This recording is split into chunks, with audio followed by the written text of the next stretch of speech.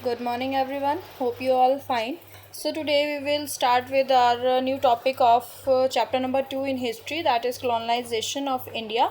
In this today we will start with growth of British influence, how British increased their rule in India day by day.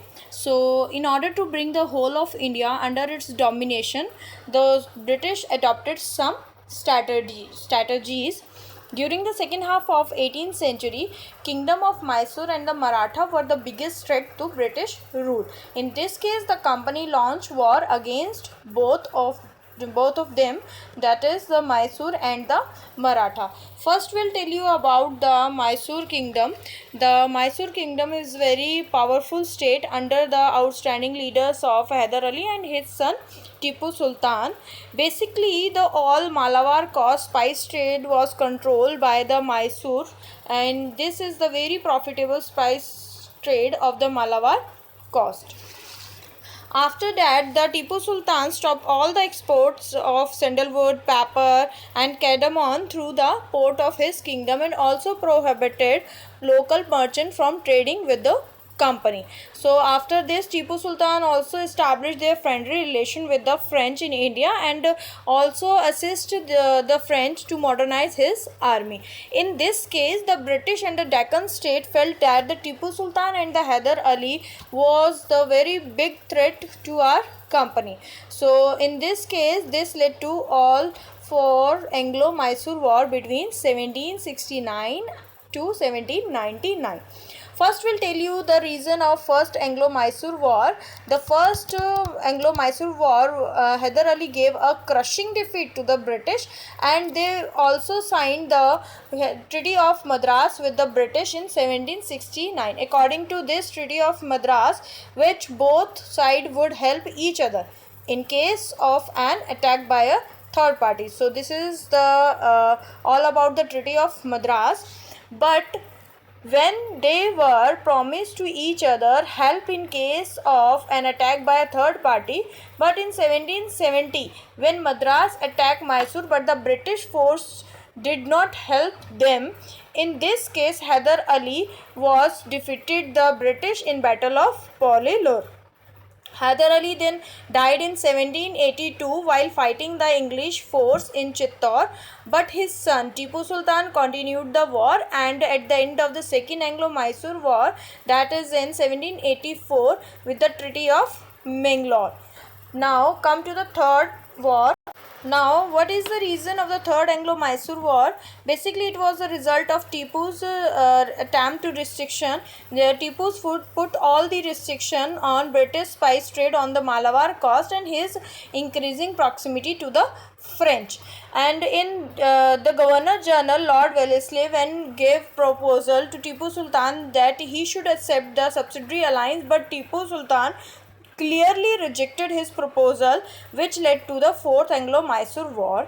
Tipu Sultan died in 1799 while defending his capital Sringapatnam. In this case, after death of Tipu Sultan, the British annexed all the kingdom placed Mysore under Vodiyas and the former ruling dynasty and imposed a subsidiary alliance on the state. So now come to the next Anglo-Maratha Wars. There is 3 Anglo-Maratha Wars between 1775 to 1819. There is also 3 wars, that is first took place in 1775 to 1782, second 1803 to 1805, and third one is 1817 to 1819.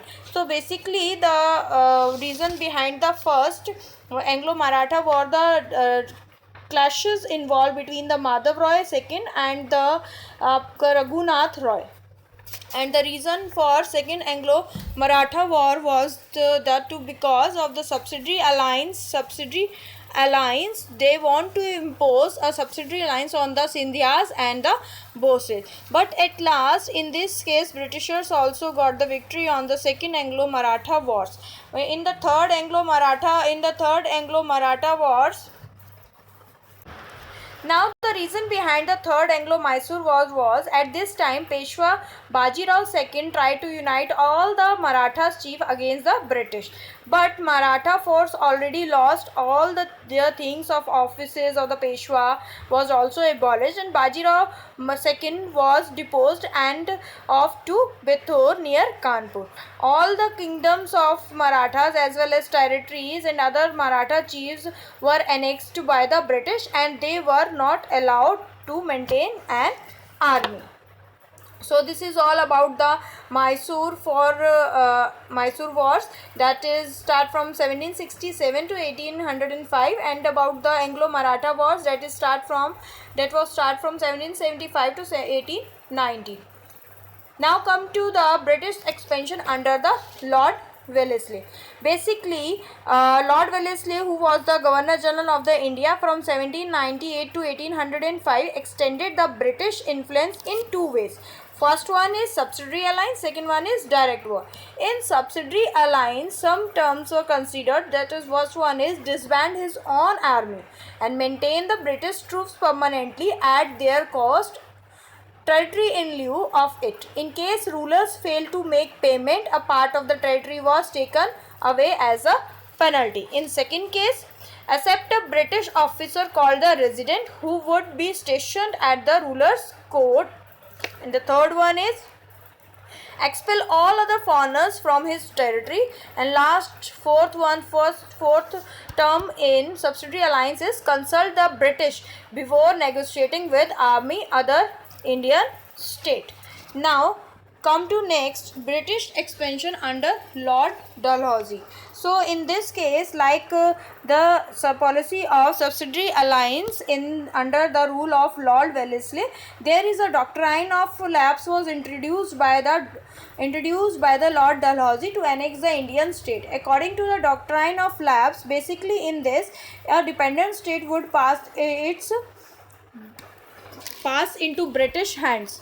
When they pass its all state into British hand, if the ruler died without a natural male heir, it did not recognize the right of the adopted children to inherit the throne. Like he annexed some states, like applying this doctrine of lapse. First one is Satara in 1848, Sabalpur in 1850, Udaipur in 1852, Nagpur in 1853 and Jhansi in 1854 were all annexed under this policy.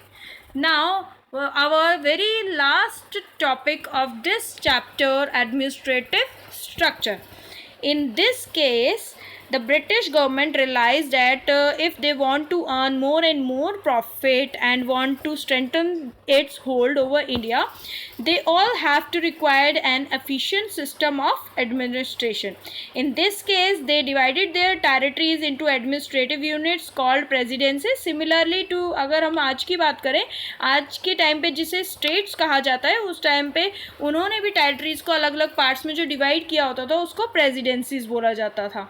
और उस time पे three presidencies थी, बंगाल, मद्रास, बॉम्बे, और हर एक presidency was ruled by a governor.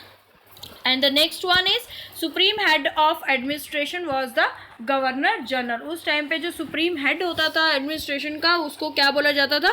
Governor general. And the Warren Hasting became the first governor general of British India. So all in this we read about how the Britishers maintain their administrative structure according to their needs and requirement at the time of they ruled on over the India. Now come to the points to remember of this chapter. So in this chapter, first we read that trading companies arriving in India, and there is a revival in trade existing among these companies. Ultimately the English East India Company emerged as a winner, and after that, when there is British conquest of Bengal, the conflict between the Nawab of Bengal and the Britishers occurs in at that time. There is two events take place, that is the Battle of Plassey and the Battle of Boxer. Now commonly, now if we talk about finally, Bengal came under the British rule and were severely exploited. The rulers of Mysore and the Marathas were defeated by the British and their territories were annexed. The subsidiary alliance was used by Lord Wellesley to expand the British rule in India, and Lord Dalhousie annexed several kingdoms under the doctrine of lapse. And the last one, very last, is administrative policies. All were drafted by the British to govern the controlled territories. Bring to control territories the civil services like police, judiciary, and army experiences. Hope you all understood that this chapter number 2 of history colonization of India. Thank you.